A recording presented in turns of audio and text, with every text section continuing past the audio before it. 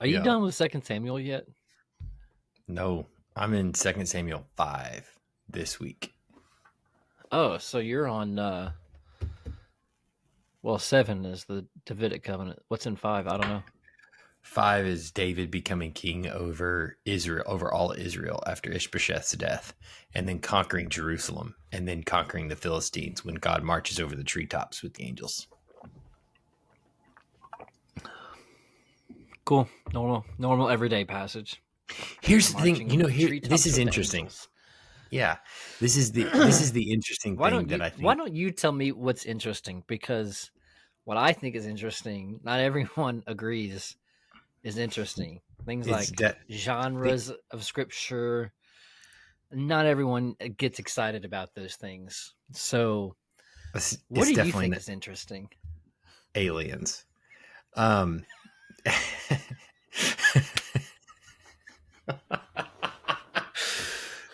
Bigfoot.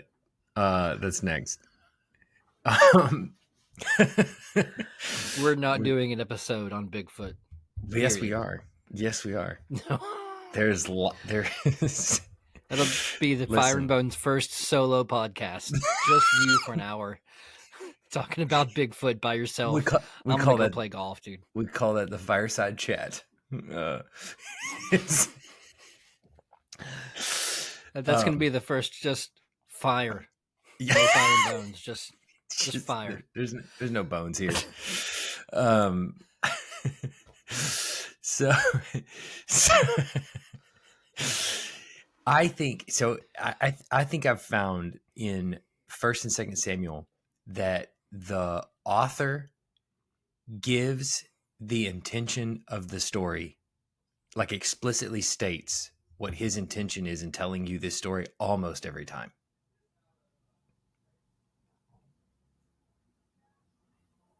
I can tell you're impressed by that.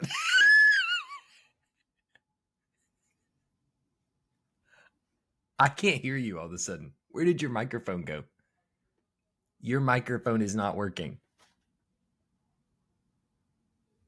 How about now?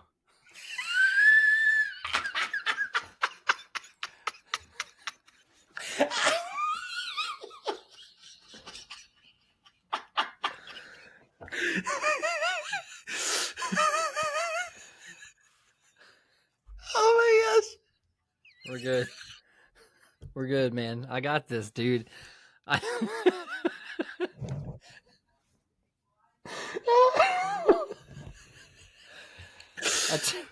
Wow. turned it off to cough, I think, and then I turned it back on. Now we're My good. goodness. Let's I start put it that like over. this just so you can confirm that I'm on the right setting. I need need your authority. I need your Oh official my word. authorization. Oh my word. Good grief. Where was I? I had said that I think what's interesting in First and Second Samuel that I don't find in most other books of the Bible Genres. is that the author, I think, gives away his intention in telling you a story almost every time. Like just explicitly states what his intention is in telling you this story. So, What's your example? 2 Samuel 5, you get Yeah. We're, you get verses 1 to 5, and it's the tribes of Israel coming to David at Hebron, and they say, "Behold, we are your bone and your flesh." And Saul's reigned over us, but it was you that led us out and brought us in. You shepherd the people. You shall be prince over Israel. Da da da. They anoint him king. And then it gives his the scope of his reign. He was 30 years old when he began to reign. He reigned for 40 years, like they do almost every king. And then David goes and takes on the Jebusites. So he immediately goes with, well, not immediately really, but like in the text immediately, he goes to Jerusalem, takes over the Jebusites and kicks them out, takes over Jerusalem. And then Hiram, king of Tyre, sends cedar trees, carpenters to build David a house there in Jerusalem. And verse 12 says, "And David knew that the Lord had established him king over Israel, and that he had exalted his kingdom for the sake of his people Israel." And when you read chapter 5, you will be hard pressed to come up with another explanation for the story other than telling you, making that point to you right there. Where does he say that David knew? Verse 12. So the point of Hiram sending stuff from Tyre, the point of David taking over Jerusalem, the point of the people coming to crown him king, the point of him then going after that and conquering the Philistines, and God marching over the treetops and telling David, wait, don't attack the Philistines. You know, he attacks them first, and then he says the second time, wait, don't attack them from the front, come from behind, and wait until you hear the sound of, you know, whatever, marching over the treetops, and then you can go. And then, you know, so you would be hard pressed to come up with another reason for these two stories of David's conquering these enemies, except for that David knows that the Lord has made him king and exalted his kingdom for Israel's sake. And the reason that he waits for the sound of the marching, he says in verse 24, "For then the Lord has gone out before you to strike down the army of the Philistines." So it becomes evident God is doing the establishing here. And the reason he's doing the establishing is for his people Israel. It's for their sake that he's doing this. So I think, honestly, 1st and 2nd Samuel, it seems hard on the surface because there's some stories that are sort of weird, and it's not that he gives away his intention every time for the story, but I think on the whole he does a lot. And some of the stories seem kind of crazy and weird and a little bit strange, but I think if you just take a step back and realize this is the beginning of God establishing his kingdom through humanity and eventually going to culminate in David's heir, Christ, coming into us, and God is going to establish his king through the union of God and man. You know, I think if you understand that going in, he reveals his cards a lot in the book, and will just kind of tell you the reason for this story. And so it makes me, as a preacher, obviously grateful for that. But then also, you know, my arguments to the church as I'm preaching are relatively straightforward. I think most people would say that hear the sermons, they would go, I don't know how he's going to get to Jesus from here. But if you really stop and think about it, it's relatively straightforward, you know. So for me, this coming Sunday, I'm preaching this passage, and you know, the exaltation that the Father gives to the Son in establishing him king over you is for your good. It's for your good that Jesus is king. In other words, you know, so it's that's, I think, evident in the text. So what do you think? What would you do you tell your church this? Do you say, hey, you know, like you don't want your church you don't want to show up and be, you know, what Simeon Trust calls unconsciously competent. Like, how did you get there? You just, I don't even know how you made that connection. You just, Michael's like a miracle worker. He comes up with this stuff. So Right. do you walk your congregation through and show, hey, this is where this comes from? Yeah, I think I think this has been the thing with the Old Testament that I've seen that um, becomes kind of important, is that to use an example, you show them how the sausage is made, you know, and we've been focusing on this in our church for, you know, probably the last better part of a year and a half, probably. Is we have like focused times where we take the Bible and I want to show you how I get to the things that I do when I preach. Why I think this So is you're doing that actually on a pointed. Wednesday. you're doing that on Wednesday, but you might not necessarily No, always do that on Sunday. I might not always do that on Sunday. That's true. But we do that. We have a thing we do once a month where I invite anybody that wants to come during your lunch break from 12 to 12:45. The church you can put $5 in an envelope and mark it for, we call it feast, but mark it for feast, and we'll have a Chick-fil-A chicken sandwich there for you, a bag of chips, bottle of water, and you can come in and eat, and we're going to walk through a passage of the Bible. And the purpose is not for me to just teach you from the Bible. The purpose is for you to in reading a passage, answer certain objective questions about the text to help get to the author's point and then what that means for you. So Mm-hmm. basically, we walked him through Simeon Trust, but I've kind of like made it sort of more widely applicable for just the average Bible reader, not somebody who's preparing to preach, but asking some general questions about context, some general questions about the division of the text. What do you see here? What point is being made here and here and here, and how does the argument progress?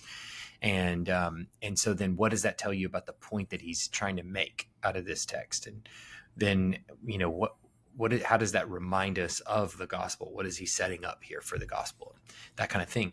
And so and then now, okay, so what does that then mean for me, the Christian? So it's we do that once a month. We do, typically on a Wednesday night, we might study the Bible that way. But on Sunday morning, as I've been preaching through the Old Testament, I've found it maybe helpful. I hope everybody's found it helpful for them, but I kind of want to just show them how the sausage is made there in the text of the scriptures, because I- you know I'm not super creative.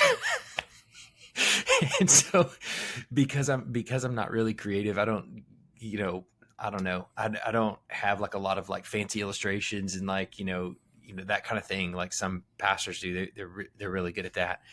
I kind of just go, all this is pointing to Jesus, and I think here's evidence of how that works, and then here's Jesus at the very end, and try to keep it as simple as possible. And sometimes I miss it, sometimes I don't, but um, I think it's important to do that in a book like First and Second Samuel. I've found it important to do it that way because it, it's hard. The book itself it's otherwise it's just kind of like a meaningless connection of a bunch of stories that, of So let me ask you a at question. one time. How do you find the meaning of your chapter? How do you find that? And I'm gonna show an example. So like one of the things you'll look for is like contrasting words, like therefores, but then connecting words like that. But you've got verse 12. David knew that the Lord had established him king over Israel, and that he exalted his kingdom for the sake of his people Israel. You take that and you go, this seems to be the whole point of this narrative, that now David knows he's king. Yeah. Then you have the next verse. And David took more concubines and Mhm. wives from Jerusalem, and he came from Hebron, and more sons and daughters were born to David. Mhm. And the names of those who were born to him in Jerusalem were those names listed in verse 14 and 15. Yeah. How do you know verse 13 is not the point where he gets concubines and wives? How do you I mean, aside from the fact that if I'm at your feast, one to just drive you nuts, and also out of my curiosity, I'll be raising my hand going, you want to explain Yeah. the concubines and the wives? So you get Yeah. any are we just going to skip over that? But how do you come to discern that's the mean in narrative? Yeah. How do you discern this is not just narratival flowing of the narrative? This is the point. Yeah. For a couple reasons. So you have to take the whole book into consideration. So there, you can't just zoom in on a chapter and go, this is totally devoid of any context that happens in the rest of the book.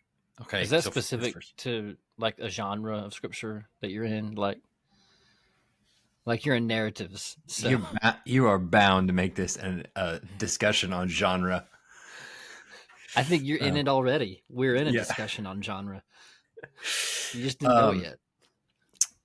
you, sir, have Jedi mind tricked me into this.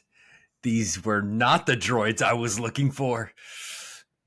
So, Oh so man. I think, you, and we've talked about this that several times when not you and me, but me and in the pulpit have, when we read the verses on concubines and stuff like that, like what are we to do Mm-hmm. of that with that? What do we make of it? Yeah. And um, you have to, when you look at the book as a whole, First and Second Samuel, you see that some of the decisions that are made by the people in the story, and when I say people in the story, I don't mean they're fictional people. I just mean the they The function characters. as Yeah. characters in the narrative. Um, when you see the characters in the narrative make certain decisions, you can tell whether those decisions are good or bad by how they play out in the narrative. Um, Mm-hmm. the Bible does not commend ever what David did in taking concubines and extra wives and that kind of thing. It tells you as a statement of fact his house grew, but it grew because he had multiple wives and concubines. And so he had all these children. Now, there is a good side and a bad side to that. The good side is your the house growing is good. Having children is a blessing. So children will never not be a blessing in that sense. Having children will never be seen by the Bible as anything other than a blessing. At the same time, the way they come about is sinful. How do we know that? Because all of this comes to bite David in the butt. His abusive kind of nature with women will come to bite him in the butt. His inability to actually father these children, like he can, I guess you could say he can spawn the children, but he can't parent the children. He can't raise them in the fear and admonition of the Lord like he's commanded to. The other thing is what he is doing here in taking concubines is explicitly against the law of Moses. So it's without question that what he's doing in taking concubines, is not a good thing, but it is a statement of fact that David's house is growing because of this. Yeah. It's a statement that he's he's conquering. Right. This So is in kind of the fruit of the spoil, even if it's sinful. Yes. So the author gives you these summary statements every once in a while that kind of update you on what David is doing and what his progress, or whatever you want to call it, is, what his kind of movement is. And the author tells us on several occasions that he began to he took another wife and he took concubines and he had children and here were their names and all this kind of stuff. And I think all of that is setting up Bathsheba in chapter 11 and the downfall, the decline of David's kingdom at the end of the book. But if that decline came out of nowhere, it would be, it would lose its punch, I think. But I think instead, what the author is doing is dropping breadcrumbs along the way, and he took the wives and he had these children, and in your head, okay, wait, I don't think he's supposed to do that, and you're right, he's not supposed to. And then you get to chapter 11 and you're like, yeah, I kind of saw this one coming, right? And then Mm-hmm. the children that he has, that he couldn't effectively father, or parent, then begin to, Mm-hmm. try to overthrow his kingdom. And Mm-hmm. on and on and on it goes until he is in a lot of turmoil, at the end of the book, and is not making the kind of decisions that he's making here in chapter 5. So I think all of these are sort of setting you up, for the downfall, so that you have a category to put all of that in. Mm-hmm. Yeah, I also notice in Second Samuel 5 that David is getting the very thing Saul went crazy not getting. Yeah. Saul was looking for a word from the Lord about going to fight the Philistines, and he couldn't get anything. He ends up going to the medium and meeting Samuel back from the dead. And then at the end of 5, you've got David inquiring of the Lord, "Shall I go? Will you give them into my hand?" And the Lord says, "Go. I will give them to you." Mhm. And even says, even tells them like a secret plan. The Lord and David inquired of the Lord, and the Lord said, "Don't go up. Go from around the back Yeah. and come up against them opposite the balsam trees." I mean, I mean, just imagine what Saul would have given for that information. Like, Right. Yeah. not even just a word like, "Hey, Saul, you're going to be okay," but actual battle plans Right. on where to go. But what in yeah, So, and what you also see David doing though, in which is different than Saul. One of the reasons Saul is rejected, what he's ultimately rejected in First Samuel 15, but in First Samuel 13, he's told, and I it's difficult to know exactly how we're supposed to read what happens in 13, but it seems like he has a standing order from Samuel that anytime the military is going to go out on a campaign, you are to wait for 7 days, and I will come to you at the end of 7 days, and I will consecrate the army before they go out into battle. It seems like the mhm, standing order that he's got. So he waits the 7 days, and the Philistines are pushing in really close, and all his men are seeing the Philistines coming in, and they decide to. Some of them decide to leave. Saul gets really nervous. He waits the bare minimum of the 7 days, but Samuel still isn't there, so he decides to consecrate the army himself. And he then Samuel comes walking up the road after he's already consecrated the army, and he kind of meets him in the road, and he's like, "You're never going to guess what happened," and tells him, and Samuel's like, "What have you done?" And so anyway, there's this big process of Samuel saying, "Look, the Lord's going to reject you," and ultimately he is rejected in 15. But this, what happens in 13, is sort of a kind of it's like a breadcrumb. You have a category for this taking place later on, and mhm, um, and I think what is totally different from what Saul does there as to what David does. David runs from Saul for years and refuses to reach his hand out and kill Saul. And you get this little telltale um, word from David as an explanation for why he won't do it, why he won't reach his hand out and kill him in 1 Samuel 26. His son, sorry, his nephew is wanting to kill him, kill Saul. Saul's sleeping, and he tells David, "Look, you give me the word, and I'll pin him so hard to the earth, I won't have to strike him twice." And and David is like, which is pretty hardcore, but David is like, "No, he'll either die by the Lord will take him out by an early death, or maybe he'll die in battle, or maybe he'll die of old age. But the point is, the Lord will do it. I'm not going to accomplish salvation by my own hand." He learns that lesson with Nabal. And he applies that lesson in 26 with Saul. And, you know, all of that is drastically different than what happened with Saul. Saul can't wait 7 days. Saul can't wait an hour longer than 7 days, you know, to consecrate the army, for Samuel to do it like he's got the standing order to. And David is running for his life for years, going, the Lord will take him out at some point.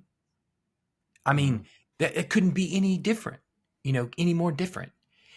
mhm, David has proven time and again, and the Lord has tested him on this and pushed him to the brink on this a lot. But David has proven that he's willing to wait on the Lord to make a decision to do something, and he's not going to accomplish salvation by his own hand. And he trusts the Lord to do it. And mhm.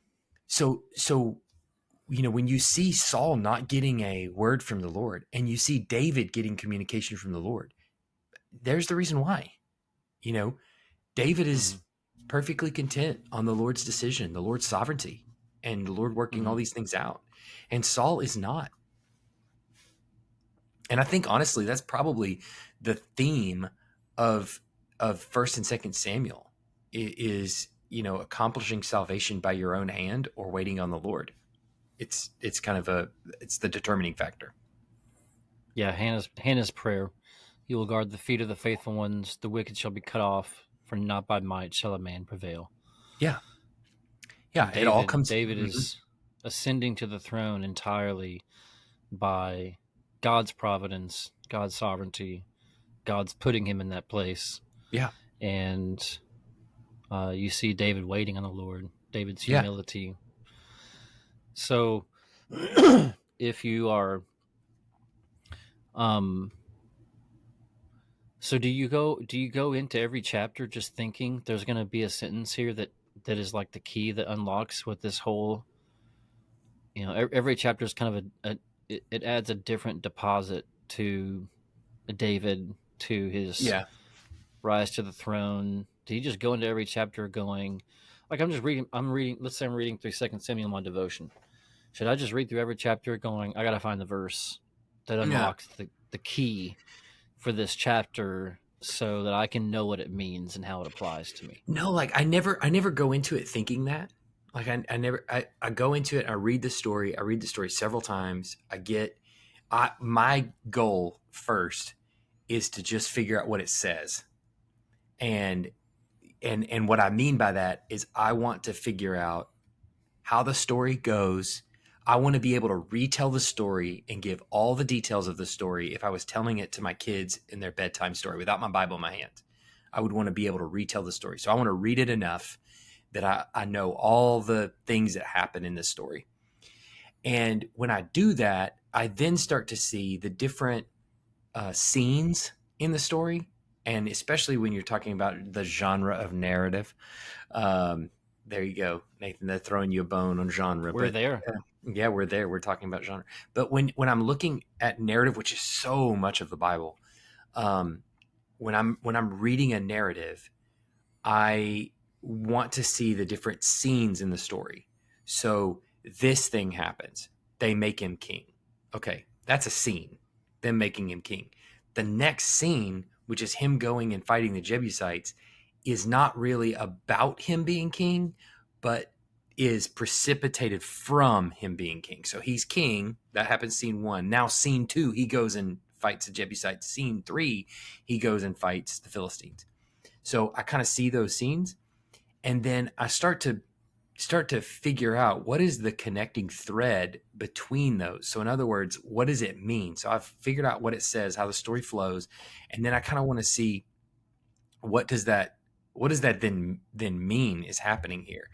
Well, Mm-hmm. it reveals something that's emphasized in the story, that David's kingship at the beginning has something to do with his victories in battle in the next two scenes and his ultimate conquest of the Jebusites and the Philistines, who are noted enemies of God.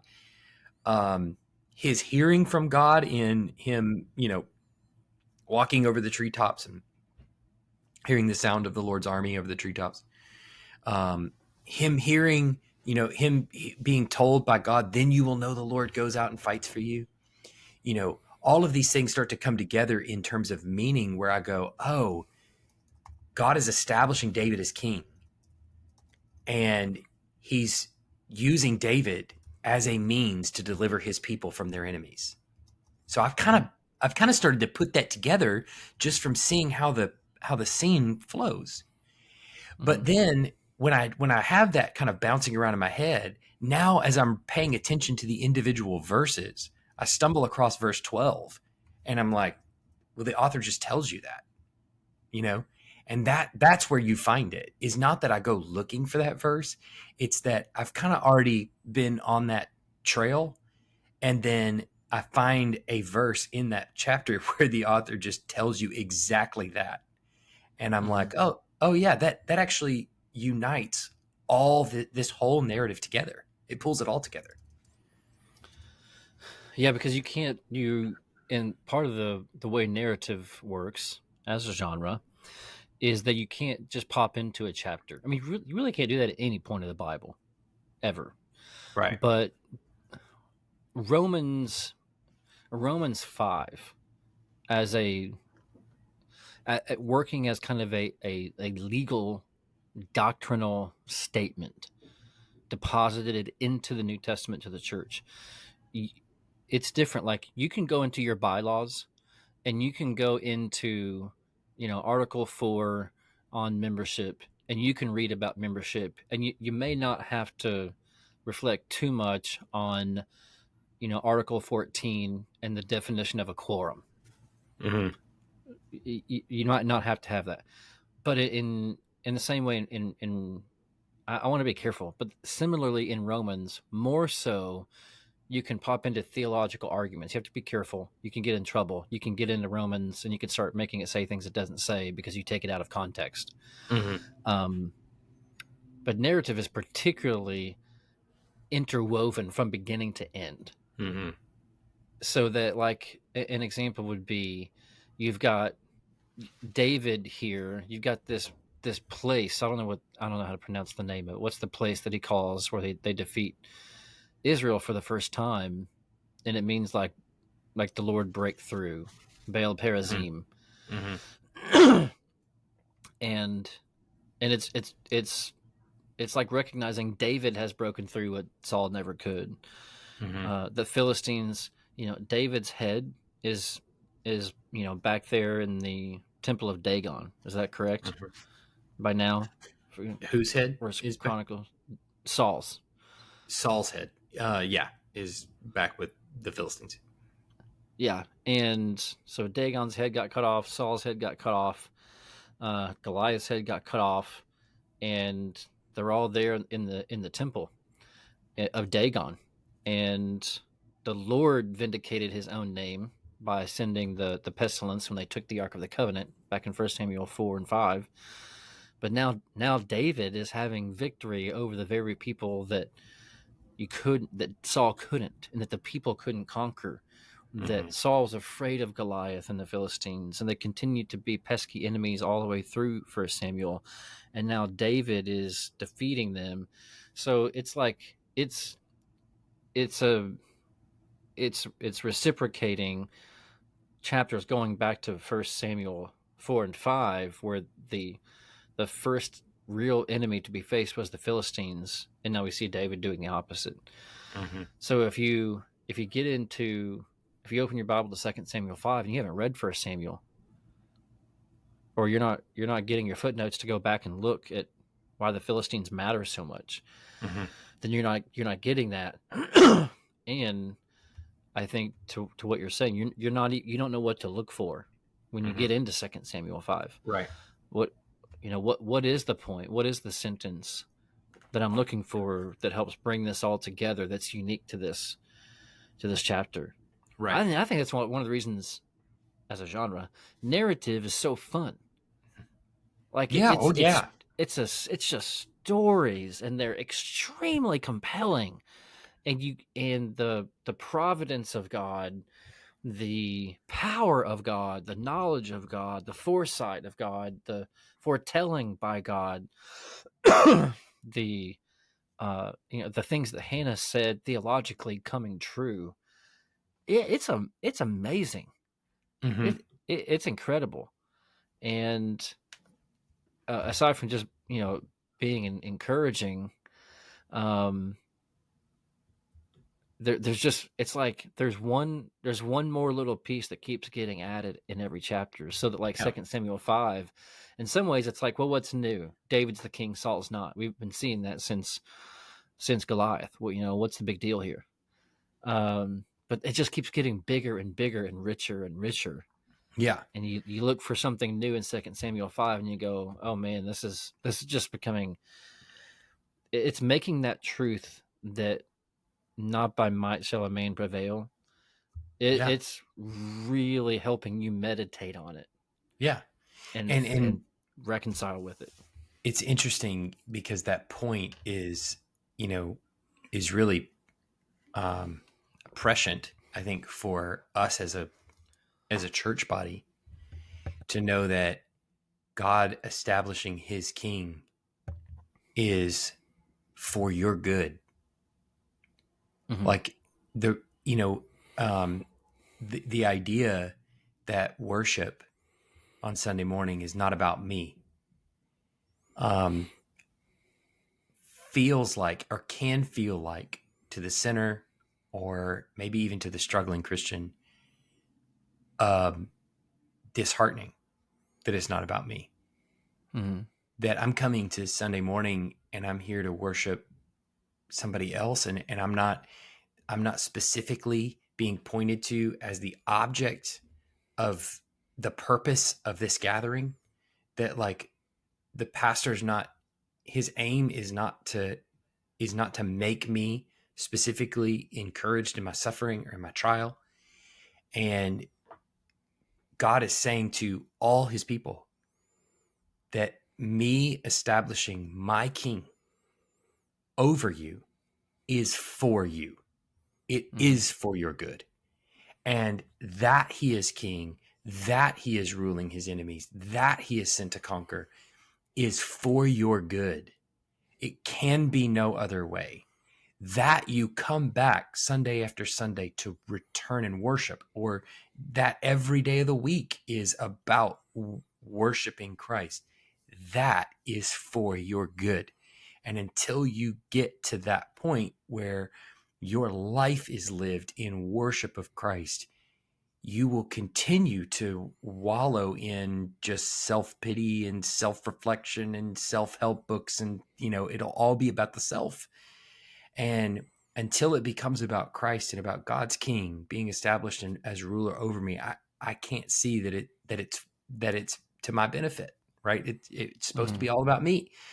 But once you understand that your life is to be lived in service to God's king, at that point you realize what a blessing that is and how that is for your good. And that's essentially what he's communicating in establishing David at the very beginning of his kingdom being established through David's line is, hey, this is for your good, Israel. This is Yeah. that I'm putting my king over you. What do you do with these lame and the blind? I You got love this part. Oh, bro. this It's is the like, best. because it sounds like the Jebusites say, "Listen, David doesn't want to come into uh, Jerusalem because it's filled with all these lame and blind people. This isn't a city that he wants. He's not going to come in here and touch all those people and mess with them." Thinking David will say because of that he can't come in here, which is either a trick or a belief that they're safe because David religiously or for some reason would find it unfavorable to come in. And then David seems to say to his men, whoever would strike the Jebusites, let him go up the water shaft and attack the quote, who puts it in quotes, the lame and the blind, who according to David are hated by David's soul. Therefore, it says the blind and the lame shall not come into the house; they should not be welcomed in. So, I I love mean, this this part. harkens back to like Judges, where God is leading His people in to clear out the people. Mm-hmm. And was it the Jebusites who tricked them into not destroying them? Who was that No, that was in Judges? It's another no, it's in judge Joshua. sound. It's in Joshua. I Yeah, thought it was yeah. Gibeah. Is it not I think Gibeah? it was Gibeonites. I think you're right. Yeah. So the Jebusites, they're playing a trick. They're trying to make David look bad by destroying the lame and the blind. Mm-mm. I mean, I don't think that's what what's going on at all. what's going on? So, essentially, what has happened is David is moving into Jerusalem and he's going to attack them. It says in verse 6, and the king and his men, this is right after, well, in the story, this is right after David is anointed king.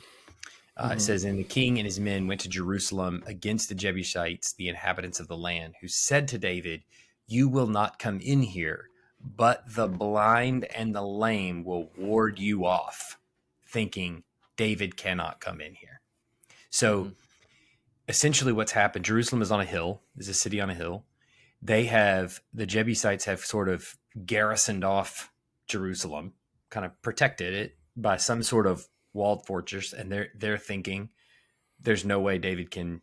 Our city is impregnable. That David can't get here, can't get through here, and he comes up with his piddling little army, and the Jebusites, whether they're calling down from the city or whether they meet him on the outskirts or whatever, they get Send out word a messenger. Yeah. yeah, they get word to him that says, you think you're going to bring your army in here and attack this city? You're not going to attack this city. Your piddling little army. The blind and the lame will ward you off. Meaning, we could send out people that can't walk, and we could send people that can't see, and they'll keep you from It's getting into the sarcasm, city. Yes, mocking. it's a trash talking. As see, here's what you got to have. See, you got to be a trash talker like me. And you know how much of a I trash can talker I already am. see where this sermon is going on Sunday. Yeah, I could write it for you, man. I It's going to be so some illustration about you and your son playing basketball in the driveway, yes. trash Um, talking. Yep. if I have not made you cry, then I have not done an effective job of trash talking. That's how I see it. So I recognize a fellow trash But talker when I you gotta back it up with something. yes, and the Like Jebusites when we cannot. when you trash talk when we play golf, I'm just not that worried about it. Right, Doesn't bother me too much. right, right. Um, so with me, anytime you play sports, if I don't trash talk, that means that I am destroying you, and you and I both know it, and there's no point, right? If I am trash talking, I might be losing very badly, or or I might be winning barely. But if I'm not Yeah. trash talking, then I am destroying you, and there's just no point. I don't want to take your soul from Mm-hmm. you. Like that's just Or demoralizing. So you anyway, could be losing that bad. You know, that's another option. that's true. Yeah, I could be You totally don't seem to losing, have and I will. you don't seem to have entertained that option No, as much of a possibility, but that is also a possibility. I mean I've trash talked over basketball. Basketball. I am not good at basketball, and I will trash talk you to no end. Anyway, um, so I recognize a good trash talker when I see one, and it's the Jebusites. They are very much like me, and they're about to get in a game of basketball with David, and it's not going to go well. So they say, you're not going to come in here. We can send out our blind and our lame. So now the term blind and lame refer to the Jebusites. The Jebusites in their military pushback against David. And so Yeah. David, anytime he uses it sarcastically, referring back to the way that they sarcastically talk to him, trash Or talk him. he said, "Let's paint it on our shields. We're going to Yeah, kill the lame, the blind." yeah, yeah. And Yeah. and so now David, the way he's using it is sort of ironic, has like an ironic twist to it. Because now he's basically saying, yeah, you are blind and lame, and that's exactly what I'm gonna do. I'm gonna make you look like you're blind and lame. Like that's what you did. And so it says, nevertheless, in verse 7, nevertheless, David took the stronghold of Zion, that is the city of David. And David said on that day, whoever should strike the Jebusites, let him get up the water shaft to attack the lame and the blind who are hated by David's soul. The ones hated by David's soul are the enemies of God. In this case, the Mm-hmm. Jebusites. But what he's Read saying Psalm is, 139. Yep. yeah, exactly. What he's saying is, you're so blind and lame that you forgot to watch the water shaft, which is how we Mm-hmm. got into the city and attacked you. You thought your city was impregnable, but you still got to get water, bro. So, Mm-hmm. so we knew where the water source was. We went and got there, and there's some archaeological evidence that suggests that there is a water shaft that goes down from Jerusalem at its peak down to a pool where they can get fresh water. And so it's either that David and his men snuck up this water shaft and surprised them from the inside, or they Mm-hmm. just sat down by the water shaft, and every time there was a bucket lowered down, they just snipped the rope and just dried them out. Whatever the case may be, I think probably they snuck up the water shaft and got them from the Mm-hmm. inside, kind of cloak. And the ironic twist there is you became the blind and the lame because you forgot to watch. You couldn't see us attacking you from the inside, and you were incapable of stopping us. You were blind and you were lame. Mm-hmm. And so then what happens, it says, therefore it is said, the blind and the lame shall not come into this house. So once David takes over Jerusalem, The idiom or the phrase or the taunt that is repeated now throughout the land is the blind and the lame can't come into this house, referring back to the enemies of God cannot come into this house. The irony there and the gospel connection there is, infinite, because now Can't in think the of one. yeah, Make a it's connection hard. for. It's in Christ's kingdom, the blind and the lame won't come in either, but not because they're excommunicated, but because Mm-hmm. they're healed, Yeah. and which is, packed with tons of meaning there and tons of allusion to what Christ is going to do in the New Testament. So Which I love harkens that. back to chapter 20, David out in the cave. The poor, the bitter, the desperate in spirit, those who are in debt to the king are drawn to him, Mm-hmm. versus Saul and all of the soldiers who are around him and the army that he keeps around him out of his paranoia. Mm-hmm. Um, it, I guess that is um, a pretty major theme, or what to look for in narrative is irony. Oh, all Just over the the place. the layers of poetic justice, for lack of a better Yes. word, where it's Yes. just like everything you said, that's exactly what happened to you. Yeah. Um, it came back on your own And head. and what's great is the irony just gets deeper and deeper and deeper. So the irony is there with the Jebusites. You said blind and lame. Um, you ended up being blind and lame, just like what you said you were going to be, but in Mm-hmm. an ironic way where you didn't think it was going to be that way. You were. Mm-hmm. But then the phrase that we now adopt in a taunt against God's enemies and against you, the Jebusites, now becomes the thing that Jesus takes up in another ironic twist, which is the blind and the lame also don't come into his kingdom.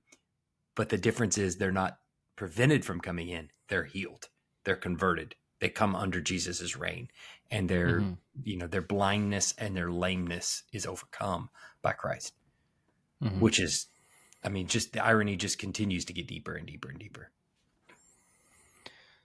So it actually compounds the difficulty of the concubines, actually, for me and the wives, because you have this this this big mountaintop, pun intended, experience where you conquer the city, you're the king. David knows now, because we've overtaken the Jebusites and they're mocking, and we've taken Jerusalem, we've renamed this the city of David. David knows that he is the king, and he took more concubines and wives from Jerusalem. Mm-hmm. That's what he did. Mm-hmm.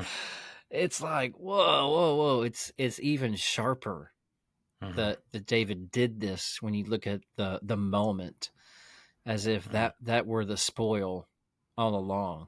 And Mm-hmm. what separates David from in any Muslim man who wants to have 40 virgins in heaven for Mm-hmm. as a reward for his good works? Mm-hmm.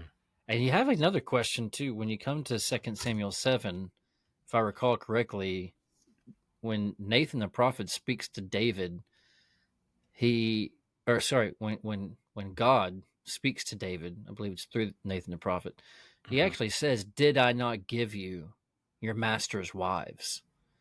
When he cheats with Bathsheba, it's chapter 12. That did I not give you the wives of your master's household, or something like that. So part of the problem was you had everything, David, Mm-hmm. but you didn't have enough. You Mm-hmm. had to have Bathsheba.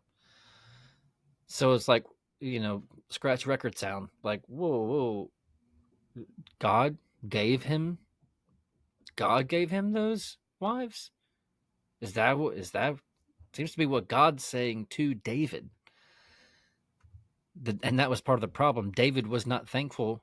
Part of the problem with Bathsheba was that David was not thankful for what God had given him here in chapter 5, verse 13. Mm-hmm. What say you? um, Because I know you woke up thinking about that this morning. yeah, this is exactly what I wanted to talk about. Next Um, time when I say let's talk about genre, you'll be like, all right, let's do it. Yeah. So, polygamy in the Bible is expressly condemned, and um, especially with the king, he's not supposed to take many wives for himself. Um, God literally says in 2 Samuel 12:8, I would add to you as much more.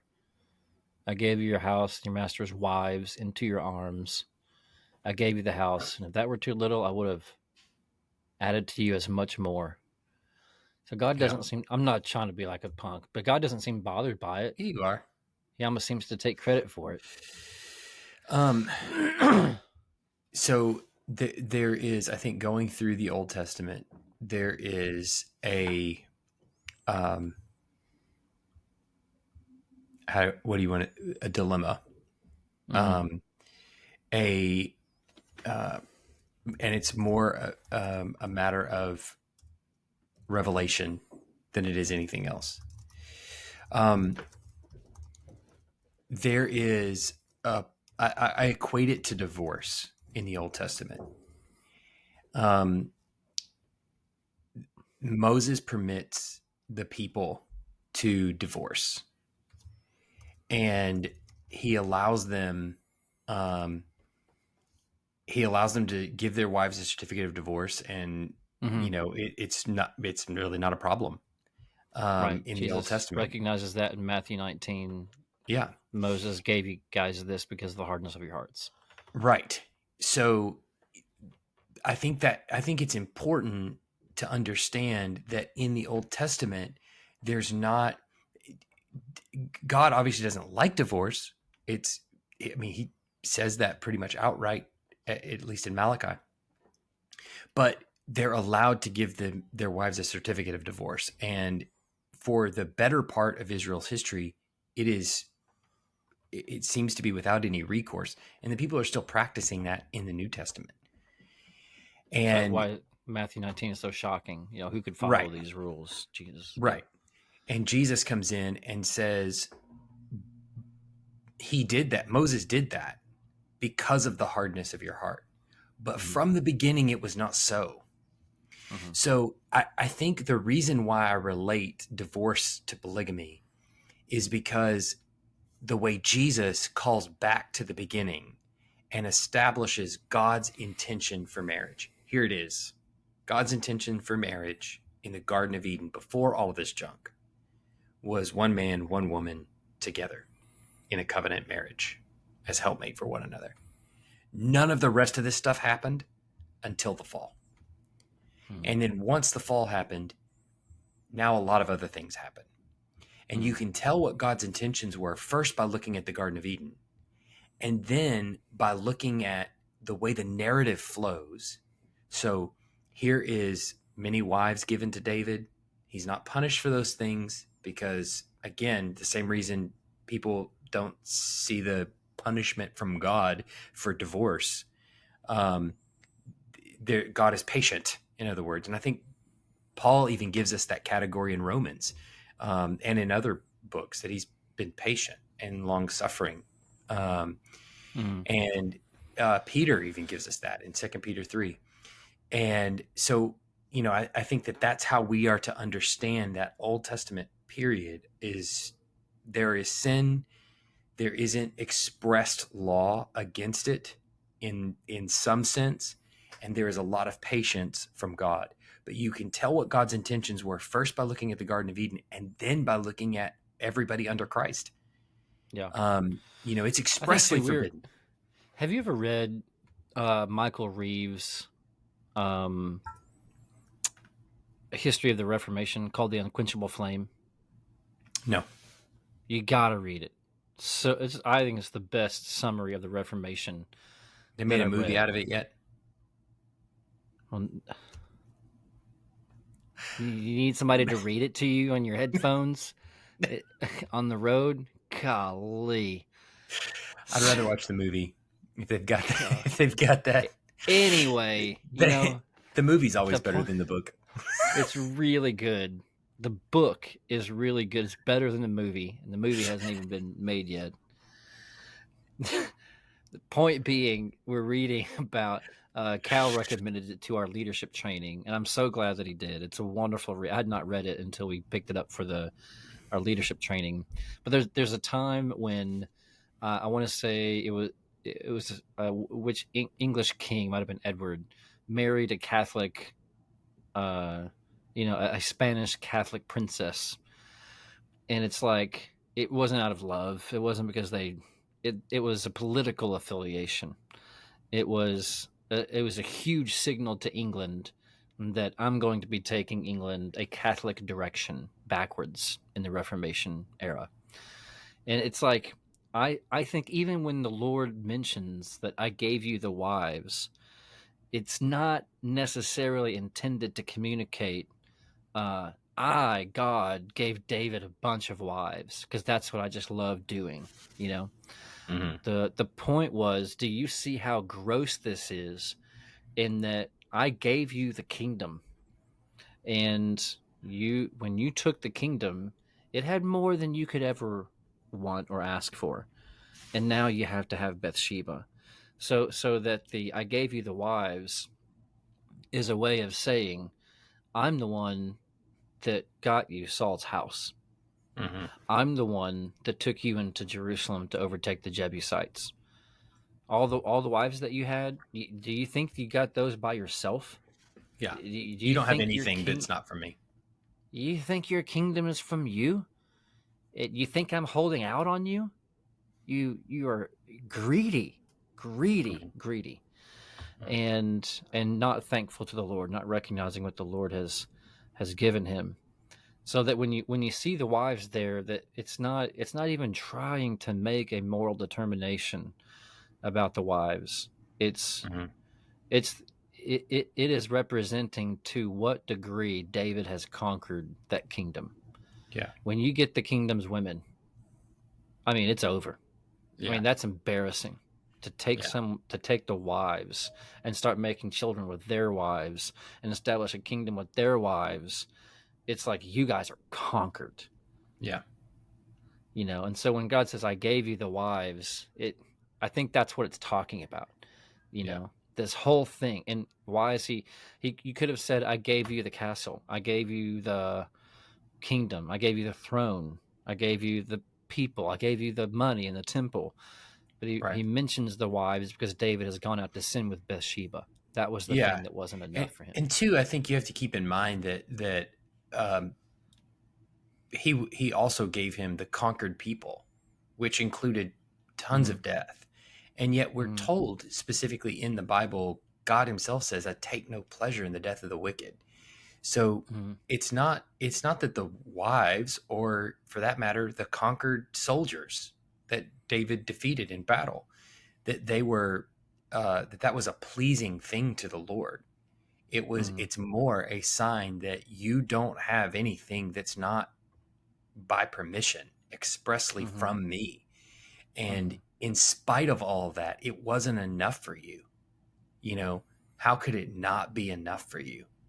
Mm-hmm. And I think, and like to your point, that's the idea that's being communicated there. And again, you see, we've talked about this a number of times, you and I, and from the pulpit, I've said this to the church, is that what David is sitting down is the very beginning of God's kingdom, and it is not perfect, and it will not be perfect, and no king will rule over it perfectly until Jesus comes in.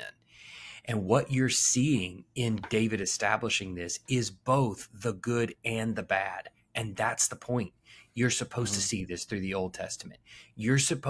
God is teaching Israel and teaching all of his people exactly what God's kingdom is supposed to look like. You're learning that through negative example, and you're learning that through positive example. In the same Mm-hmm. way that you learn what Jesus' sacrifice means by the Passover lamb, you learn it by the Day of Atonement, you learn it by the feasts and festivals throughout the Old Testament. All of those things are designed to teach you what Christ is going to do. The same way the kings that he establishes over the kingdom are there to teach you what his actual true king, that's going to reign forever, what he will look like. You're going to Mm-hmm. learn. Here's what he won't do. He won't take on a Mm-hmm. bunch of wives. In fact, he didn't take on one. He won't take on a bunch of concubines. Didn't take any. He won't Mm-hmm. lust after women even. Mm-hmm. And he Not will one bride. yeah, he will be an exquisite teacher of the law and will obey it perfectly. And you learn that because what you see in David is he transgressed the law. Mm-hmm. And in spite of his promise, he took on a bunch of wives and concubines. Didn't do exactly Mm-hmm. what we want in a king. And so time and again, you're learning these lessons along the way that here's what David did. He conquered God's enemies. That's fantastic. God's king will do that. Mm-hmm. But he took on a bunch of wives and concubines. God's king will not do that. So you're Mm-hmm. learning all of this along the way. And and all of this is designed to teach you and set up Christ in the end. Otherwise, we'd have no category for understanding who Jesus was and what he should Mm-hmm. be. Mm-hmm. Yeah. How much longer do you have in 2 Samuel? We will finish because we take a break in the summer to do 10 Psalms. Yeah. And then we'll come back to it in the fall. And that will take us all the way up to right before Christmas where we'll finish. Am I the first psalm of the summer? No, no, you're Psalm 43. So you're like the third Psalm. Okay. So Okay. Psalm 41, 42, then 43. Yeah. And Cool. actually, somebody's preaching 42 before you. So it's not going to be So me. you're not gonna preach till August? I think I'm going to take the summer off. What do you think? Vacation. Well, you tell me how. I'm learning from you. Tell me how it goes. Tell me how do I do this? I could How do I pull this one over on my church? How do pull this one over. First, you have to be there for 10 years. Let's start with that. So yeah, yeah. How do be you there how for do you 10 how do you years. Go through a pandemic. yeah It's a lot of things. You're not there yet. Trust me. yeah no I've got a wedding the week before you preach, and then you're coming in to preach, so it'll be 42 and 43 will be preached by people other than me. Nice. So yeah. All right. Yeah, Cool, and then I man. guess then probably 44 will be because then we'll go to the convention, and probably 44 Mhm. will be preached by somebody else other than me. Be 3 weeks in a row. Man, what am I going to Don't do act with like all you this didn't do it. time? Don't act like you didn't do it on purpose. I did not plan Don't a get. wedding. I did You're not plan so a wedding. Believe surprised. me. Oh, it just turns out I'm just not preaching till Christmas. Wow, what I didn't realize. No, we'll My finish. We'll schedule kind finish of got around away from me. Chris. We'll finish around Christmas, and then we're going, I think, to the Book of Hebrews. So Nice. that one's going to be interesting. It's Rough, thick. thick. It's going to Nah, be it's hard. good. It's good. It's gonna be hard, but my plan is to. The church only thinks that I've gone through books slowly. My plan for Hebrews is to like hit quicksand.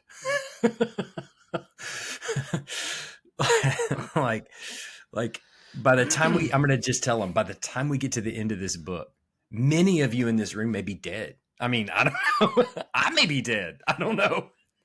It's gonna take us a long time. We've already done that episode, right? How long it should take to preach a book? No, I don't think Didn't we so. already talk about that? I don't think so. I don't know. Maybe we I lose should. track of all the things I'll that you try to say. save Tuscaloosa Emmanuel from whatever it is you've got up your sleeve.